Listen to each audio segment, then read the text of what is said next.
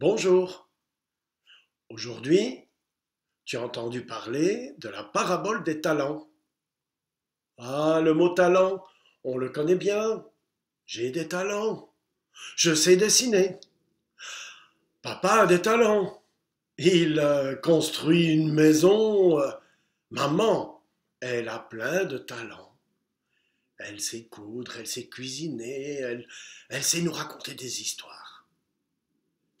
Avoir des talents, c'est un trésor que chacun de nous a en lui-même, mais des trésors qui sont chacun différents. Et voilà, l'histoire que Jésus nous raconte est celle du maître de maison. Il s'en va et il distribue ses talents.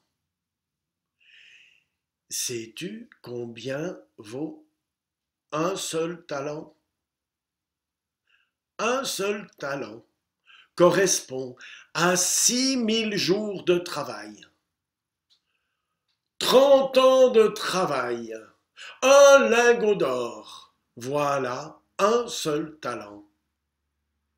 Mais 2 talents, 60 années de travail, mais c'est une vie entière offerte.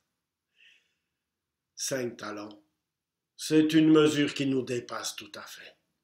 Voici donc le maître de maison, mais généreux et très confiant de donner autant à ses 3 serviteurs. Il s'en va. Mais attention, il dit, je reviendrai. Je ne vous dis pas l'heure ni le jour. Soyez en éveil.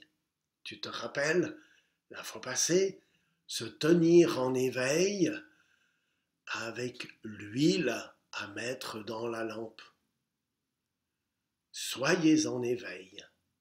Voilà le mot qui revient encore aujourd'hui pour nous dire il y a un moment où je reviendrai et je vous demanderai des comptes.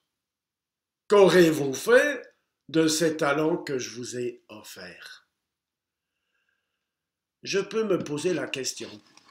C'est vrai, j'ai reçu des talents, mais qu'est-ce que j'en ai fait? Si je sais très bien dessiner, et que je fais de beaux tableaux, et que je fais des grandes expositions, et que j'en retire beaucoup d'honneur et beaucoup d'orgueil, le Seigneur va me dire, mon pauvre ami, qu'as-tu fait de tes talents? Ça, c'est enterrer le talent. Mais si je sais dessiner, si je sais construire une maison, si je suis très doué à l'ordinateur et que je mets ça au profit de tout le monde, alors voilà les talents qui vont grandir et fructifier. Et le jour où le Seigneur reviendra, il ne me surprendra pas, j'aurai eu ma lampe allumée, car je sais très bien que si j'ai reçu des talents, c'est pour continuer ce que le Seigneur lui-même a fait.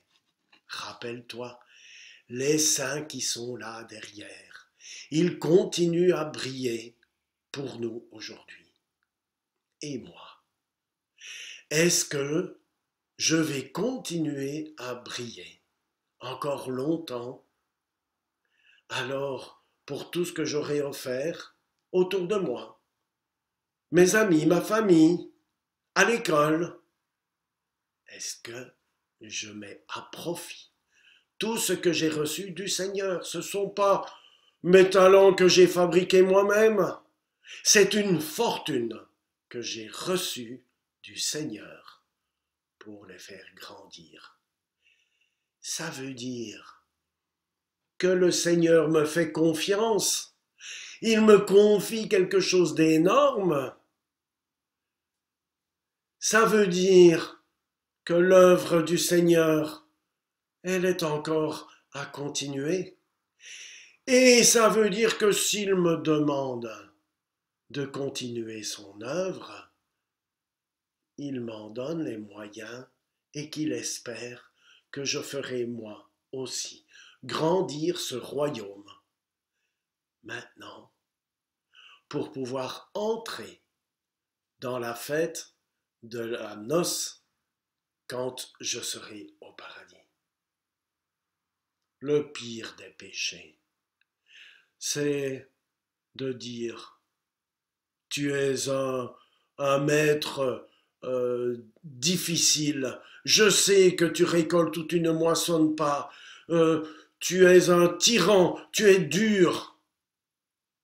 Ça, c'est le pire des péchés. C'est dire le contraire de ce que Dieu est. Mais recevoir les talents et les faire grandir en sachant que c'est le Seigneur qui me confie un grand bien pour pouvoir le faire grandir. Alors là, c'est prendre Dieu pour quelqu'un qui me respecte, qui me fait confiance, mais qui compte sur moi, qui compte sur toi. Il nous donne tant de choses parce qu'il a besoin de nous. Il se fait tout silencieux, si silencieux que certains disent Dieu n'existe pas. Et pourtant, tout le monde a reçu des talents, dans le monde entier, chrétiens, musulmans, athées, tous ceux qui ne croient pas en Dieu, ils ont reçu leurs talents. Il ne faut pas être chrétien pour développer les talents. Il y a des bouddhistes qui font de si belles choses, des musulmans qui sont là à travailler pour la paix aussi. Mais le chrétien a le grand honneur de savoir que ses talents, c'est le Seigneur qui les lui confie. Et il a le grand honneur de travailler pour le Seigneur, d'être ses pieds, d'être ses mains, pour continuer tout ce qu'il a fait quand il était présent parmi nous. Merci Seigneur pour tout ce que tu me donnes, pour tout ce que tu donnes à mes frères, pour tout ce que tu donnes à mes sœurs, pour que nous puissions ensemble faire Église et entrer dans la joie du Seigneur quand il reviendra. Alors, n'oublions pas, prenez garde, soyez en éveil, restons des veilleurs pour pouvoir continuer cette œuvre que le Seigneur nous a confiée. Bonne semaine, à dimanche prochain.